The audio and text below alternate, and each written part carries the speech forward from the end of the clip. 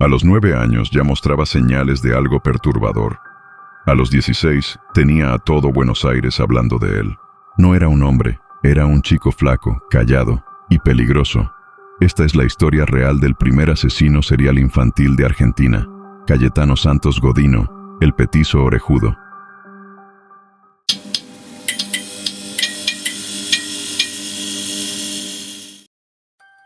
Cayetano Santos Godino nació el 31 de octubre de 1896, en Buenos Aires.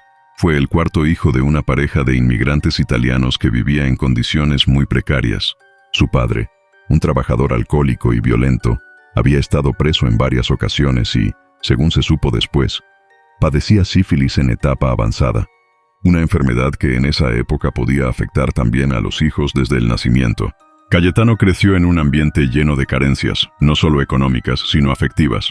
Vivían en una pieza alquilada dentro de un conventillo del barrio de Parque Patricios, un entorno hostil donde la vida diaria era dura y donde los gritos, el hambre y la mugre eran parte de la rutina.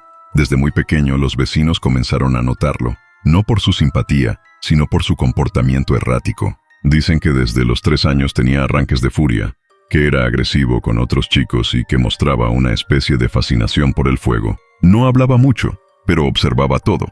Y cuando nadie lo veía, actuaba. A los 5 años ya se habían reportado incidentes extraños relacionados con él. Por ejemplo, un vecino encontró a su gato muerto con signos de haber sido torturado. No había pruebas, claro, pero cuando Cayetano pasaba por la vereda, el hombre lo miraba de reojo, como si supiera. Lo mismo ocurrió con otro chico del barrio que, tras jugar con él en un descampado, volvió a su casa ensangrentado, con la ropa rota y sin poder explicar bien lo que le había pasado. Las excusas de Cayetano siempre eran vagas. Decía que se cayó, que tropezó, que no fue él. El problema era que su rostro no inspiraba temor. Medía menos que sus compañeros de edad. Tenía una voz débil y una presencia que, más que amenazante, parecía indefensa. Pero bajo esa apariencia se escondía algo mucho más turbio. Algo que ni los propios padres lograban entender. La primera obsesión real y visible que tuvo Cayetano fue el fuego. A los 7 años comenzó a coleccionar fósforos. Los robaba de almacenes, los sacaba de las cocinas o los encontraba en la basura. Le fascinaba ver cómo ardía el papel, cómo crepitaban las maderas. Empezó a encender pequeños fuegos en patios, terrenos baldíos o detrás de los conventillos. Al principio no eran peligrosos, pero poco a poco la intensidad aumentó. En una ocasión, incendió una bodega abandonada. Los bomberos llegaron justo a tiempo para evitar una tragedia. Nadie lo acusó directamente, pero él estaba ahí, entre la multitud, observando, con una mezcla de emoción y nerviosismo que nadie supo interpretar. A esa edad ya había dejado de asistir regularmente a la escuela. Sus padres, lejos de corregir su comportamiento, simplemente lo ignoraban. Su madre trabajaba limpiando casas y su padre apenas pasaba tiempo en casa. La vigilancia era nula. Cayetano tenía libertad total para vagar por las calles de Buenos Aires. En sus recorridos solía acercarse a otros niños. Los invitaba a jugar. A veces los llevaba a zonas alejadas, donde no había adultos cerca. Allí, su conducta se volvía inquietante. No eran juegos inocentes.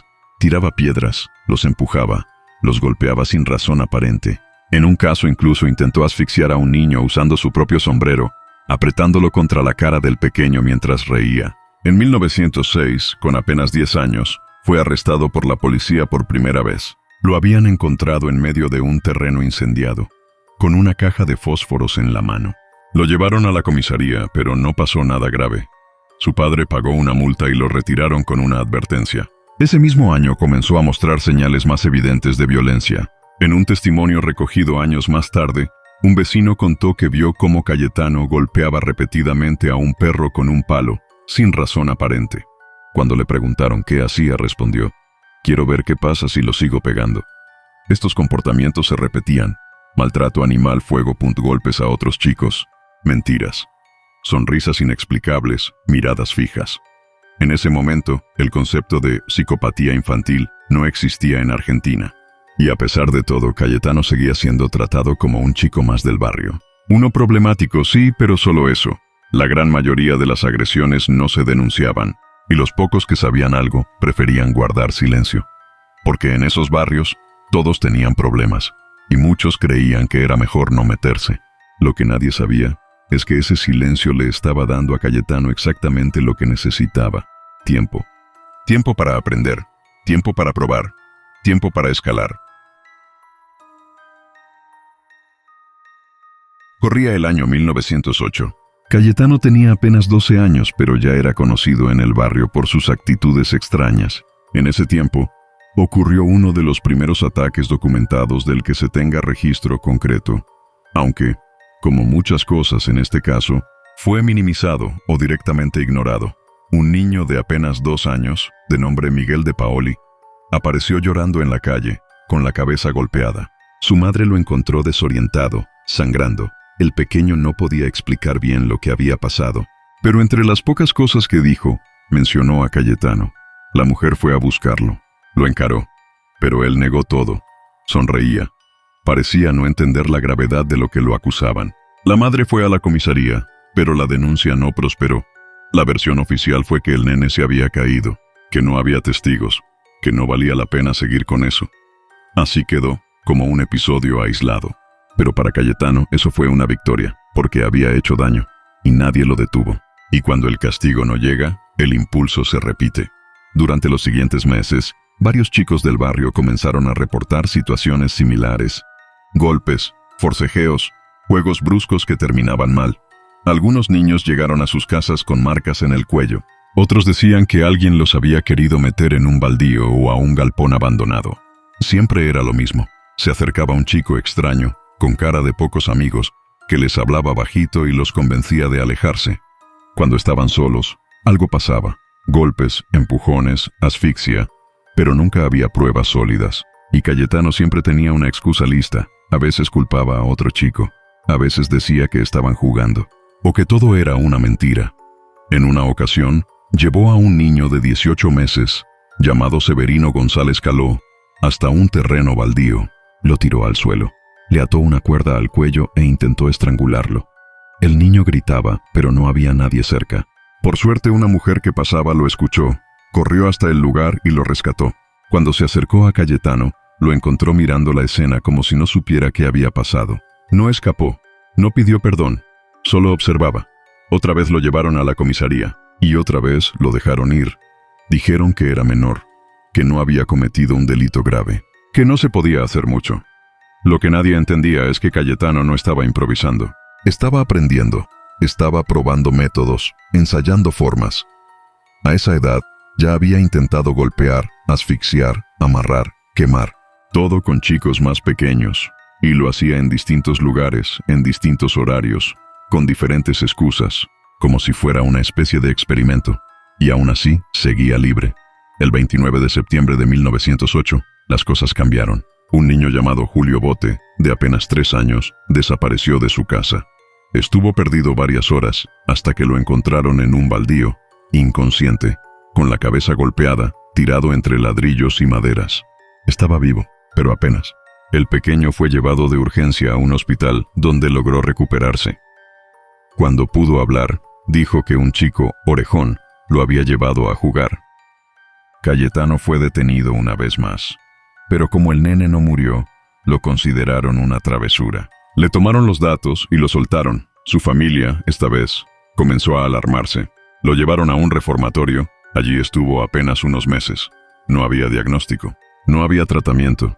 No sabían qué hacer con él. En 1911 lo liberaron. Lo devolvieron a su casa. Y apenas volvió a las calles, todo empeoró. Entre 1911 y 1912, Buenos Aires comenzó a registrar una serie de incendios menores en conventillos y galpones. En todos los casos no se encontraron responsables, pero algo llamaba la atención. Siempre se iniciaban con objetos comunes como colchones, papeles, maderas, y siempre en lugares donde vivían familias humildes. La policía no tenía pistas, pero los vecinos empezaban a murmurar. Decían que habían visto al petizo orejudo por ahí, que siempre aparecía cerca del fuego, que no ayudaba, solo miraba.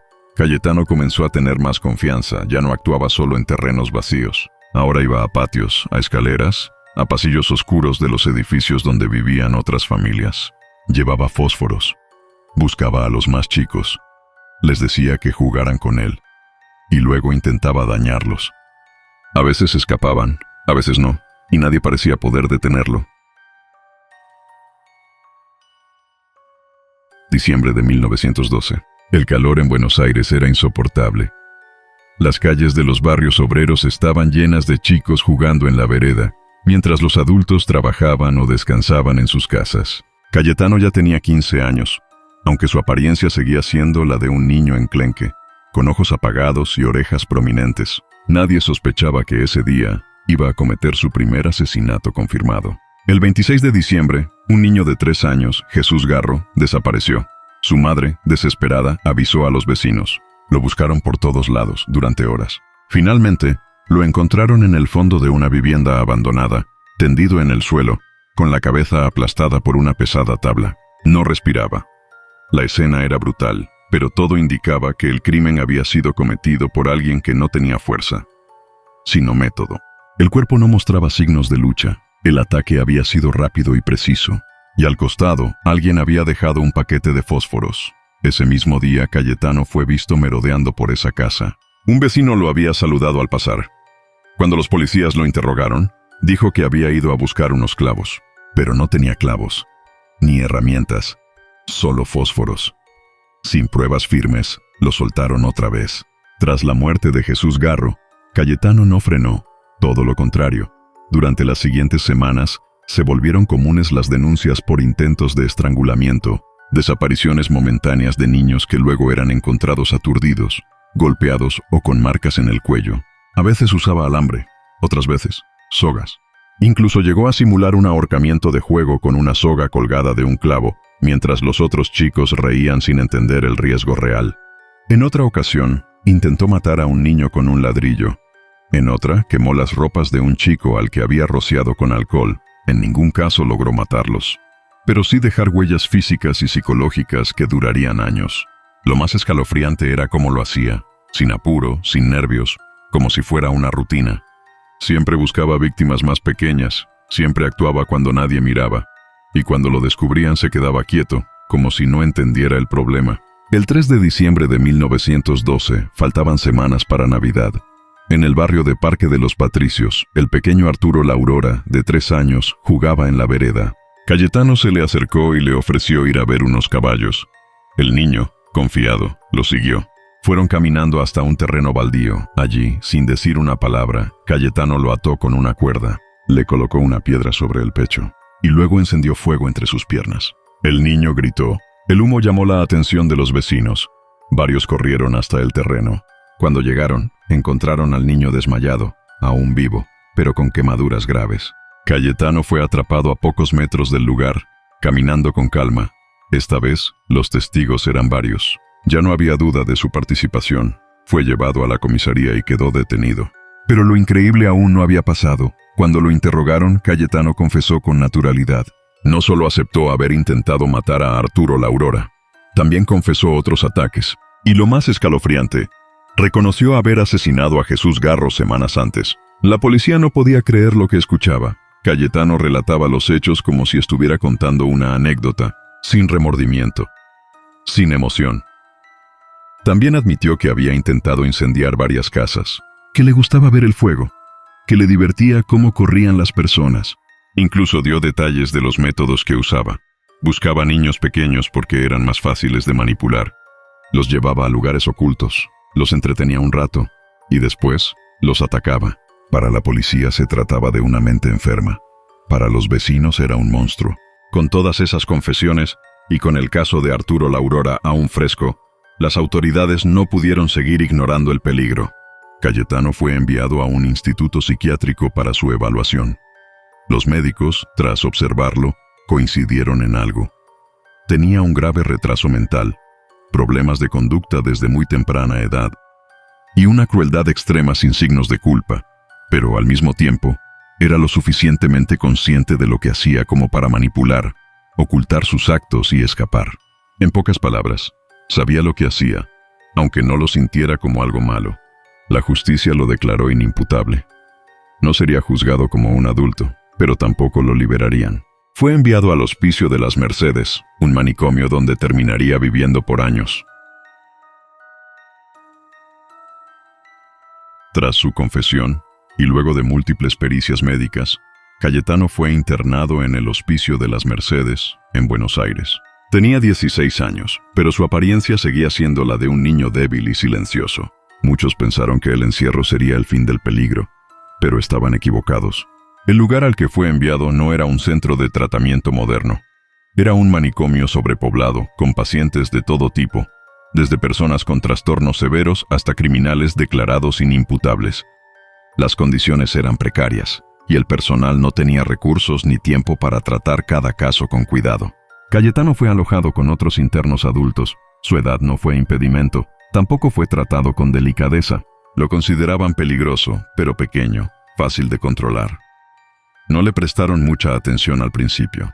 Eso fue un error. Durante sus primeros meses en el hospicio de las Mercedes, Cayetano mostró una conducta aparentemente tranquila.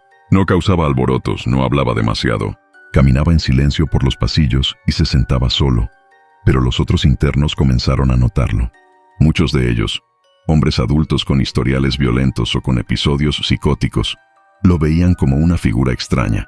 Un chico raro al que se podía empujar, gritar o ignorar. Pero con el tiempo, los celadores notaron algo que les heló la sangre. Uno de los internos, que compartía el pabellón con Cayetano, apareció con un fuerte dolor abdominal. Dijo que alguien había puesto pedazos de vidrio molido en su comida. El personal lo tomó como una sospecha sin fundamento. Pero días después, otro interno enfermó, esta vez por haber ingerido un clavo pequeño. No había cámaras, no había pruebas, pero todos empezaban a sospechar del mismo. El chico flaco y silencioso, que nunca decía mucho, pero siempre estaba ahí. Cayetano parecía estar haciendo lo mismo que había hecho afuera: probar, observar, dañar, sin que nadie lo atrapara directamente. Entre los registros del hospicio hay un incidente documentado que dejó una marca profunda en quienes lo presenciaron. Uno de los pacientes tenía un pequeño gato que había sido permitido por los celadores, ya que calmaba a algunos internos. El animal era manso, y todos lo conocían. Una mañana, apareció muerto. Había sido colgado con un alambre detrás de un armario del pabellón. Cayetano fue encontrado observándolo. No dijo nada, solo sonrió. Tiempo después, se descubrió que había arrancado las alas a varios pájaros del jardín interno del hospicio. Los escondía en una caja bajo su cama. Cuando le preguntaron por qué lo hacía, respondió: quería ver si volaban igual. Ese fue el punto de quiebre para algunos empleados del lugar. Ya no era solo un chico encerrado, era alguien que seguía buscando provocar sufrimiento, incluso sin motivo, incluso en el encierro. Lo que nadie esperaba era que, incluso dentro de una institución cerrada, Cayetano volviera a matar. Años después de su ingreso, uno de los internos, más grande, más fuerte, comenzó a provocarlo con frecuencia. Le hacía bromas pesadas, lo molestaba en los pasillos. Cayetano no respondía. Hasta que un día, sin previo aviso, tomó una barra de metal suelta de una estructura del jardín y se la clavó en el cuello. El hombre murió en el acto. Los celadores intervinieron demasiado tarde. Cayetano fue reducido, pero no mostró resistencia. No gritó, no se alteró, solo miraba el cuerpo con calma. Lo encerraron en una celda de aislamiento. Durante meses no habló con nadie, no pidió nada. Se alimentaba apenas y dormía poco. El director del hospicio solicitó su traslado, pero ninguna otra institución quería recibirlo. Nadie quería hacerse cargo de un interno tan joven, pero con un historial tan oscuro. Durante más de una década, Cayetano vivió en el hospicio de las Mercedes, bajo vigilancia intermitente. Su caso era excepcional. No había sido condenado por un tribunal común, pero tampoco tenía salida posible. Sus padres lo visitaban de vez en cuando. La relación era tensa. Su madre decía que no entendía qué le pasaba. Su padre, que lo había golpeado durante años, lo consideraba castigo de Dios. Ninguno asumía responsabilidad. Con los años, Cayetano fue perdiendo movilidad. Se enfermaba seguido. Su estado físico empeoraba, pero su mente, según los registros médicos, seguía funcionando con la misma frialdad. Nunca pidió ayuda, nunca mostró arrepentimiento, nunca mencionó remordimientos.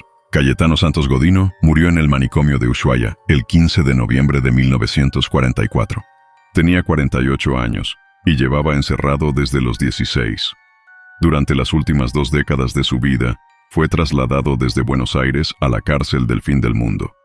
El Presidio Nacional de Ushuaia, un penal de máxima seguridad en Tierra del Fuego. A diferencia del hospicio de las Mercedes, este era un lugar aún más duro, frío y aislado.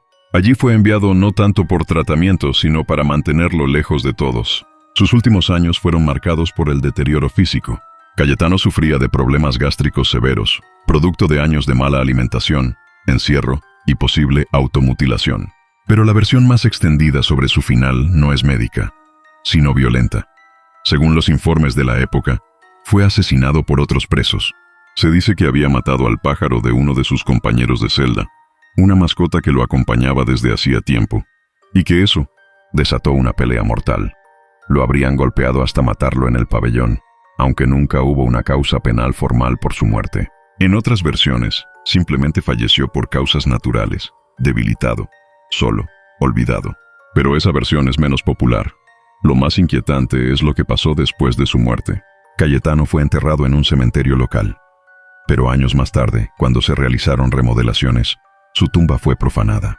Algunas personas robaron su cráneo, que fue utilizado con fines de estudio, y terminó, según registros, en la Escuela de Medicina de Buenos Aires. Durante décadas, hubo rumores de que el cráneo de Godino era exhibido como pieza de análisis en clases de criminología o antropología criminal. Otros dicen que fue destruido. Hasta hoy, no está claro dónde terminó. La historia de su cadáver alimentó aún más el mito macabro.